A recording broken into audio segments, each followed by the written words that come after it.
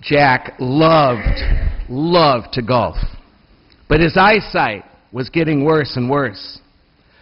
Frustrated because he could hardly even see where he hit the ball anymore, he told his wife that he was probably going to have to give up golf altogether.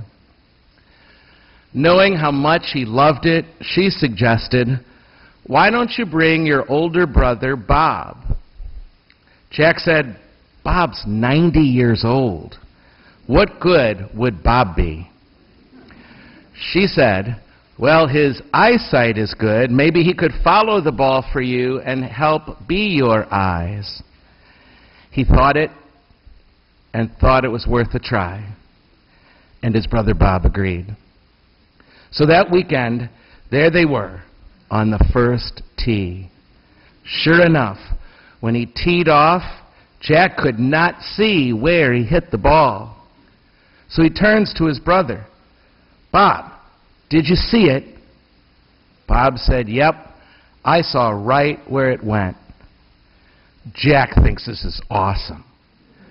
He says, "So Bob, where is my ball?"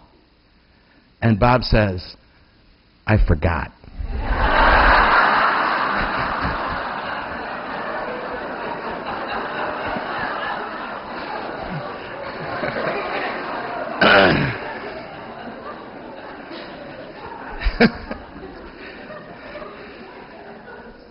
Spirituality is about seeing.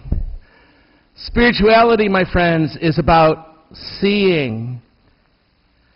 The gospel confronts us again and again with two things: that we are responsible for our blindness, and we are responsible for our deafness.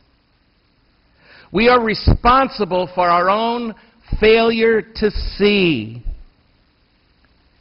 And it confronts us with the continuing generosity of God. That our God is a generous God.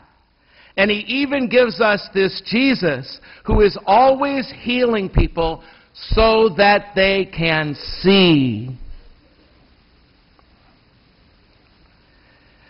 There's something of mystery in seeing.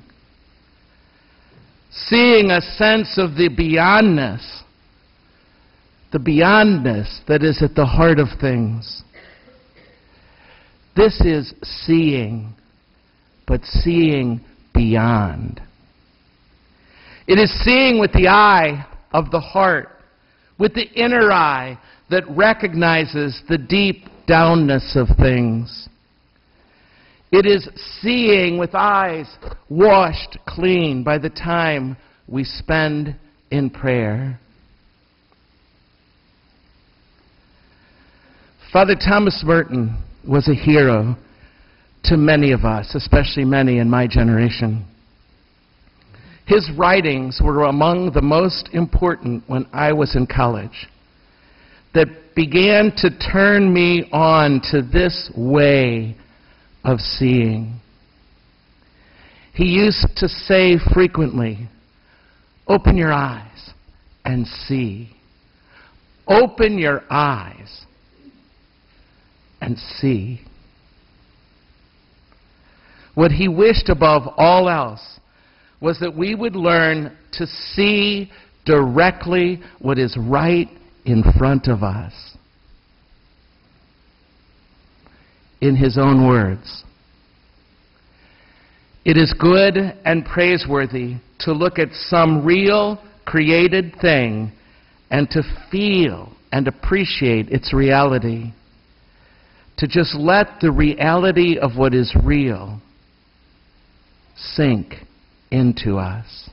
To let the reality of what is real, right there in front of us, to sink into us." He ran on to write about, in another place, how he approached each thing with absolute attention. He never imposed on that thing. He allowed each thing in front of him and around him, each thing to communicate itself to him on its own terms. It's almost as if he gave things their own voice through which they could speak to him. It's exactly what we mean when we use the word contemplation. After his conversion, for Thomas Merton, the world, the whole world, became transparent to him. And he spent the rest of his life teaching us what he learned from his Lord, that all we have to do is open our eyes and see that if we're blind, that's our own responsibility. All we have to do in this life is open our eyes and see. Jesus will invite us again and again to look anew at something we had failed to see before.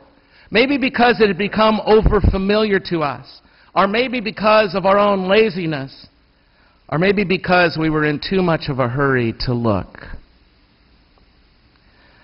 But it is in the act of noticing and cherishing, the poets among us tell us, that can make us poets. And I'd add that it's a huge part of what makes us Christian. The act of noticing and cherishing. The followers of Jesus on the way, they walk through this world and they pay attention. They walk through this world and they notice. And they take the time to cherish. Christians become the world's poets. Jesus is telling us what you and I are capable of.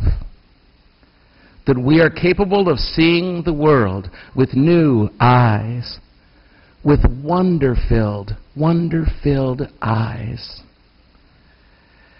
Opening our eyes to what we had not noticed, and perhaps even something we had thought was not even worthy of our attention. That's what it's about.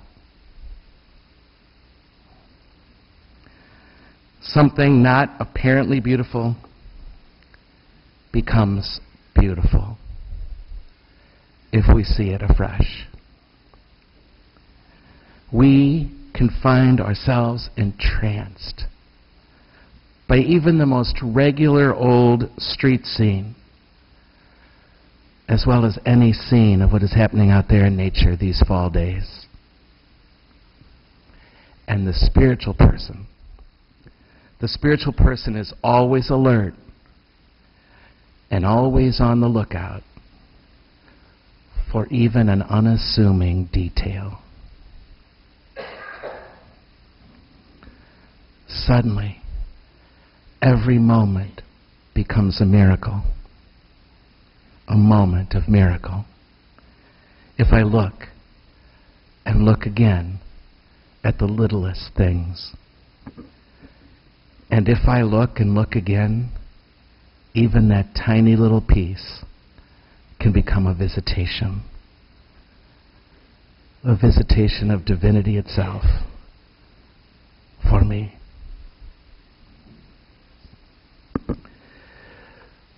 The eye of the spiritual person sees with an intensity of vision that is usually reserved for people who are extremely sick, are about to die.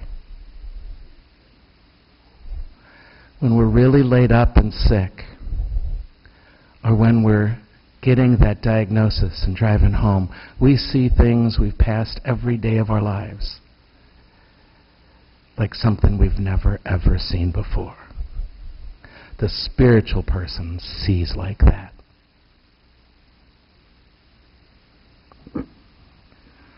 A writer named May Sartone writes that ordinary things take on a quality of revelation. She writes,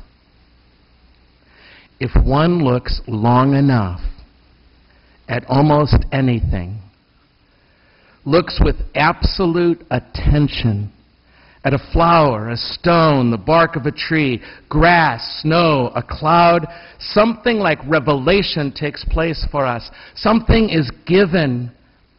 And perhaps that something is always a reality outside the self. Simone Weil would write that your absolute attention to anything is a prayer. Absolute attention is prayer. In her words, I don't know exactly what a prayer is, but I do know how to pay attention, how to fall down into the grass, how to kneel in the grass.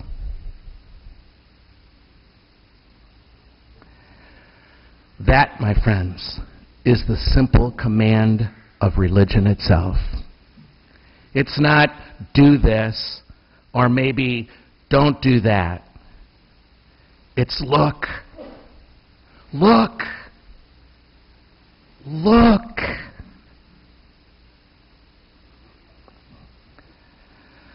To that end, I want to show you a tiny thing that has become an essential part of my own spiritual life. It's a magnifying glass. I got to tell you, I rarely walk alone these last few years, or even jog most days without carrying this in my pocket. And while it may cost me my aerobic for just a bit in terms of breathing, it quickens my soul. It helps me look long enough. It helps me look long enough. With this as my aid, I am far less likely to miss what has been right there at my feet all along.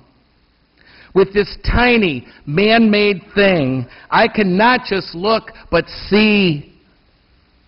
This little thing is something I feel like Jesus gave me to heal my blindness.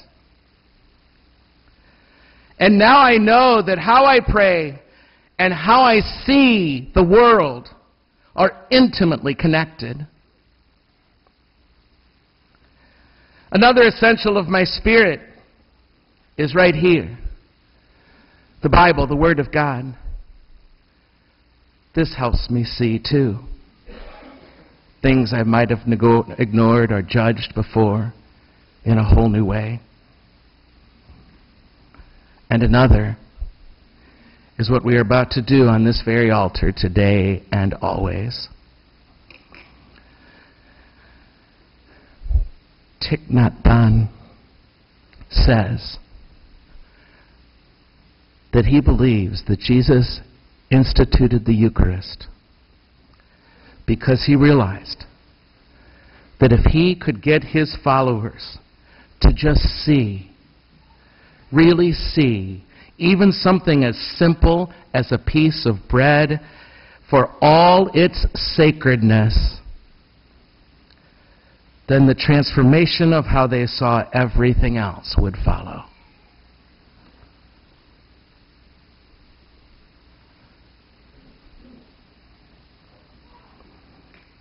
In all those ways and more, you and I can come to see in ways we never have.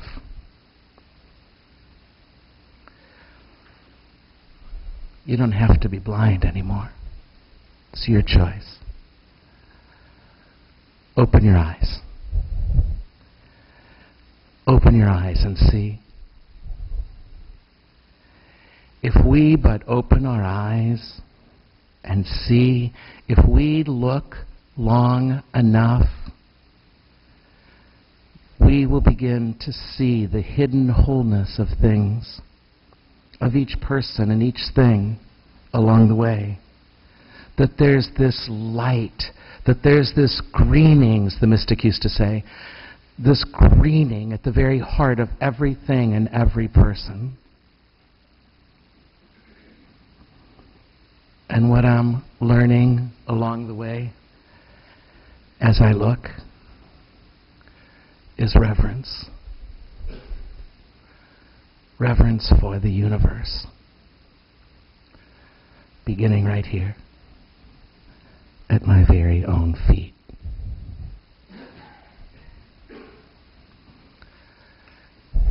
I don't want to be blind ever again.